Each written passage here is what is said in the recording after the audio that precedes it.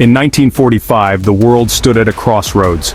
Europe, once the center of global power, was left in ruins after the most destructive war in human history. Cities were bombed out, economies collapsed, and entire empires that had ruled for centuries, like Britain, France, and Germany, were either broken or exhausted. But across the Atlantic Ocean, there was one nation that had emerged stronger than ever, its industries booming, its homeland untouched by destruction. That nation was the United States of America. In the ashes of World War II, the United States would rise to become the most powerful country in the world, a modern empire that dominated not through kings and crowns, but through its economy, its culture, its military, and its vision for the future. Before World War II, America was already a nation of promise, but it had not yet reached the heights of global dominance. During World War I, the United States had joined the fight late, and although its involvement helped tip the balance toward victory, the nation quickly retreated back into isolation afterward. The 1920s brought economic growth, but it was followed by the devastating Great Depression of the 1930s, which left millions unemployed and the nation inward-looking. America was powerful, yes, but still hesitant to claim leadership in world affairs. The storm clouds of war in Europe and Asia seemed distant until the attack on Pearl Harbor in December 1941 changed everything. When Japanese planes bombed Pearl Harbor, the United States was thrust into World War II. What followed was a transformation unlike anything in history. American factories, which had been producing cars and household goods, shifted almost overnight to making tanks, planes, ships, and weapons. The United States became what President Franklin D. Roosevelt called the arsenal of democracy. It supplied not only its own soldiers but also its allies, Britain, the Soviet Union, China, with the material needed to keep fighting. By the end of the war, the U.S. economy had doubled in size, while much of Europe and Asia lay devastated. America's homeland had not been invaded, its cities had not been destroyed. Instead, it had become stronger, wealthier, and more technologically advanced. As the war ended in 1945, the balance of power was clear. The old European empires were weakened beyond repair. Germany was defeated, Britain and France were deeply in debt. Japan was occupied. Only two nations stood tall, the United States and the Soviet Union. This marked the beginning of a new kind of struggle, the Cold War. The world was divided into two competing systems, capitalism, led by America, and communism, led by the Soviets. But from the very beginning, the United States had an advantage. It controlled the world's largest economy, the most advanced technology, and the only nuclear weapons. One of America's boldest moves in the post-war era was the Marshall Plan. Announced in 1948, it poured billions of dollars into rebuilding Europe. At first glance, it looked like pure generosity, helping allies recover from devastation. But the Marshall Plan also tied Europe's future to America's economy. Dollars flowed across the Atlantic, and in return, American companies, culture, and influence spread everywhere. Coca-Cola, Hollywood films, and jazz music became as common in Paris or Berlin as in New York or Chicago. The dollar became the backbone of international trade, and Washington became the financial capital of the free world. This was not just aid, it was empire building through economics. At the same time, the United States built its military might to unprecedented levels. In August 1945, the dropping of atomic bombs on Hiroshima and Nagasaki had demonstrated a terrifying new power. For years, the United States was the only nation with nuclear weapons. It used this advantage to establish itself as the world's military leader. The creation of NATO in 1949 meant that America was no longer just defending itself. It was now the protector of an entire alliance of nations.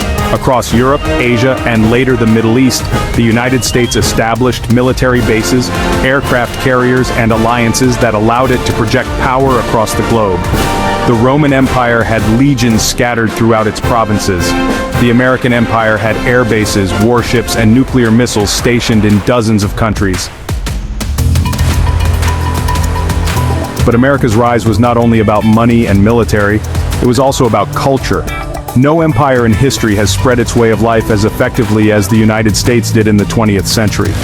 Hollywood movies captured the imagination of audiences from London to Tokyo. Rock and roll and later hip-hop became global soundtracks. Brands like McDonald's, Levi's, and Coca-Cola symbolized a new kind of modern lifestyle. Later, the rise of Silicon Valley would take this influence even further, as American technology companies, Microsoft, Apple, Google, Facebook, reshaped how the entire planet worked, communicated, and thought. This was soft power, and it was as important as tanks and missiles. People around the world didn't just fear American power, many admired it, even wanted to be part of it. Yet, America's path to dominance was not without conflict. The Cold War with the Soviet Union defined the second half of the 20th century. The two superpowers never fought directly, but their rivalry played out in countless ways. The Korean War, the Vietnam War, the space race, the arms race, and dozens of proxy conflicts around the world. America's military might was tested in jungles, deserts, and city streets far from home. Sometimes it won victories, sometimes it suffered painful defeats. But the contest was not just military. It was ideological. America portrayed itself as the defender of freedom and democracy, while the Soviets claimed to represent equality and socialism. The world was forced to choose sides. In 1989, when the Berlin Wall fell, and in 1991 when the Soviet Union collapsed, America emerged as the sole superpower. For the first time in history, there was truly a unipolar world. The 1990s were often described as the American century. U.S. culture, business, and military influence were unmatched. The Gulf War in 1991 showed how quickly and decisively America could defeat a regional power. Its economy continued to expand, fueled by the rise of the internet and global trade. American universities, movies, and technology became the standard everywhere. Just as Rome had once ruled the Mediterranean, America now ruled the global order. Of course, every empire faces criticism and challenges, and the United States was no exception. Some argued that America was not an empire at all, since it did not directly colonize countries as Britain or Rome once had. But others pointed out that its influence was even greater, because it controlled through money, culture, and political alliances rather than outright conquest. By the early 21st century, new rivals began to rise. China's rapid economic growth, Russia's renewed aggression, and even internal political divisions in the United States itself began to raise questions about the future of American power. Yet, no one could deny the scale of its achievements after 1945. What makes America's rise so extraordinary is the speed and scale with which it happened. In less than half a century, it went from a country hesitant to engage in global affairs to the dominant force shaping world politics, economics, and culture.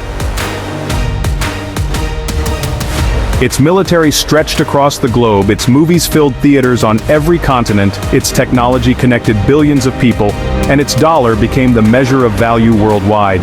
In many ways, it became the modern equivalent of the Roman Empire, but in a new form, an empire built not on colonies, but on influence, not on kings, but on corporations and ideals.